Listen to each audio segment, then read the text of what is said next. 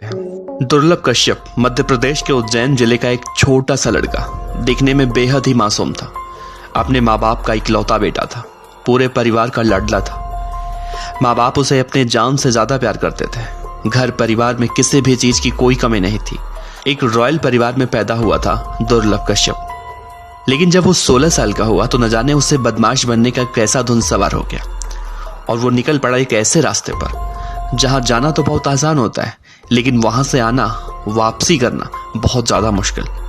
आपको दुर्लभ कश्यप के बारे में एक एक बात बहुत ही गहनता से इस वीडियो में हम आपको बताने वाले हैं। और इस तस्वीर को देखिए, ये वो तस्वीर है जिसमें दुर्लभ कश्यप अपनी माँ के गोद में बैठा हुआ है और ये वो तस्वीर है जिसमें दुर्लभ कश्यप अपनी नानी के गोद में बैठा हुआ है। इन तस्वीरों को देखकर आप समझ सकते हैं और अंदाजा लगा सकते हैं कि दुर्लभ लूट और पैसों के लिए तो बदमाश नहीं बना था। जब थोड़ा सा बड़ा हुआ, स्कूल जाने लगा, पढ़ाई लिखाई में एकदम वैसा था जैसे हर माँ बाप चाहते हैं कि उनका बच्चा पढ़े लिखे। किसी भी तरह की कोई भी कमी दुर्लभ कश्यप के अंदर नहीं थी।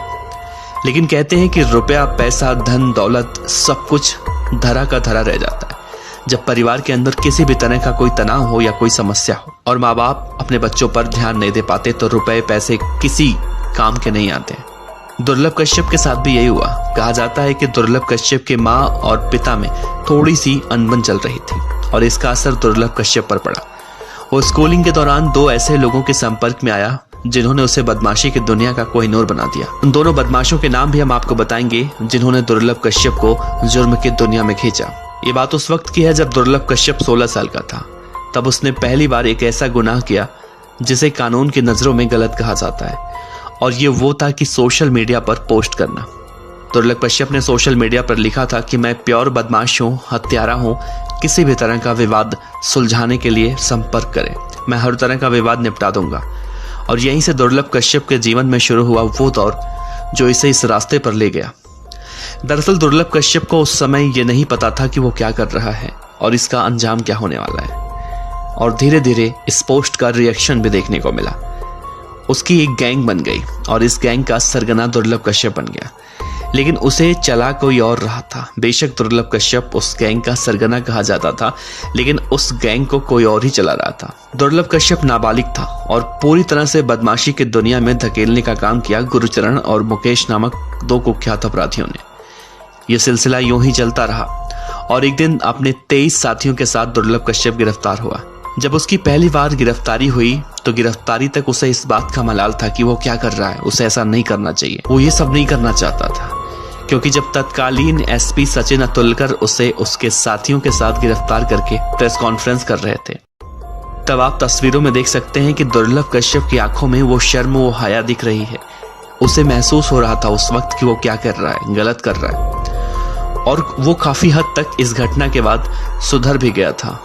लेकिन फिर से जब वो अपने दोस्तों या फिर उन लोगों के बीच में आया जो उसे अपराध करने के नए तौर तरीके सिखा रहे थे, तो फिर से वो बदमाश बन गया। जैसे जब हम कोई पौधा लगाते हैं और वो पौधा धीरे धीरे बड़ा होता है तो हम उसे जिस दिशा की ओर मोड़ते हैं, जिस दिशा की तरफ टेक देते हैं, वो बड़ा होने के बाद उसी दिशा में चला जाता है। तो दुर्लभ कश्यप के साथ भी यही हुआ। उसे जो दो बदमाश मिले थे, उसके जो बदमाश दोस्त थे, वो उसे ऐसे दुनिया में ले गए कि जहां से वापस आ पाना बहुत ही ज्यादा मुश्किल हो चुका था। दुर्लभ कश्यप जब दूसरी बार गिरफ्तार हुआ तो वो ऐसा बदमाश बना कि उसे किसी बात की लाज शर्म हया तक नहीं रह गई। मतलब जो पहली तस्वीर में आपको डरा हुआ दिखाई दे रहा था, अब वो निडर हो चुका था। उसे किसी से कोई फर्क नहीं पड़ता था। उसकी वानगी तब देखने को मिलती है जब दूसरी बार वो गिरफ्तार हुआ। गिरफ्तार होने के बाद वो शान से पुलिस वालों के साथ हाथ में हथकड़ी पहने चलने लगा। उसे इस बात का गुरूर होने लगा था कि वो एक बड़ा गैंगस्टर बन चुका है। और फिर उसने सोशल मीडिया का इस्तेमाल ऐसे करना शुरू किया कि उसके चर्चे पूरे मध्य प्रदेश में होने लगे। फिर से गिरफ्तार हुआ, जेल गया और जेल से वापस आया तो एक गैंग वॉर में उसकी हत्या कर दी गई। दुर्लभ कश्यप चाहता था कि उसका नाम हो, ऐसा नाम हो कि पूरी दुनिया में लोग उसे जाने कि दुर्लभ कश्यप कितना बड़ा गैंगस्टर है। और उसका सपना पूरा हुआ। लेकिन उसके जाने के बाद आज दुर्लभ कश्यप के चर्चे हर जगह होते हैं। दुर्लभ कश्यप को पूरी दुनिया जानती है, लेकिन ऐसे जानने का फायदा क्या जिसमें किसी की जान चली जाए या फिर वो काम ही गैर कानूनी हो। दुर्लभ कश्यप बदमाश तो था, लेकिन कहा जाता है कि उसके अंदर इंसानियत जिंदा थी। वो कभी किसी बेकसूर को या फिर किसी लड़की को परेशान नहीं किया करता था। जराइम की दुनिया में बैठे उसके आका, या यूं कहें कि दुर्लभ कश्यप को एक स्कूली बच्चे से गैंगस्टर बनाने वाले लोग जो फरमान जारी करते थे वो उसे पूरा करता था, लेकिन एक दायरे में रहकर। इन सब के बाद भी दुर्लभ कश्यप अपने वसूलों का पक्का कहा जाता था। जैसे मैंने पहले कहा कि कभी किसी लड़की को परेशान नहीं करना, किसी बेकसूर को नहीं मारना, अपने दोस्तों पर अपनी जान निछावर कर देना, ये सब उसकी आदतों में शुमार था। वो कहा करता था कि दुर्लभ मर जाएगा लेकिन अपने वसूलों से कभी समझौता नहीं करेगा, और आखिर में हुआ भी वही। अपने इन्हीं वसूलों के चलते आज दुर्लभ कश्यप इस दुनिया में नहीं है।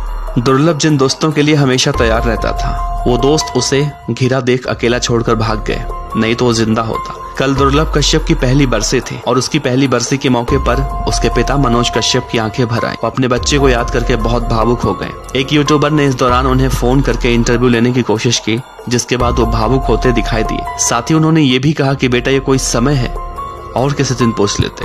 वो भावुक हो गए। आज भी सोशल मीडिया पर कई लोग दुर्लभ कश्यप बनने की राह पर निकलते हैं, दुर्लभ कश्यप की तरह बनने की बात करते हैं। वो लोग इस घटना से कुछ सीख लें।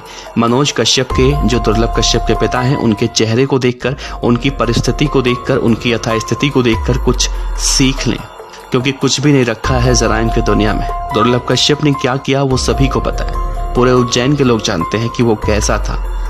फिर भी आज तक कोई चाहे भी तो दुर्लभ कश्यप से कभी अंदर से नफरत कर ही नहीं पाता, क्योंकि उसके चेहरे की मासूमियत सामने निकल कर आती है।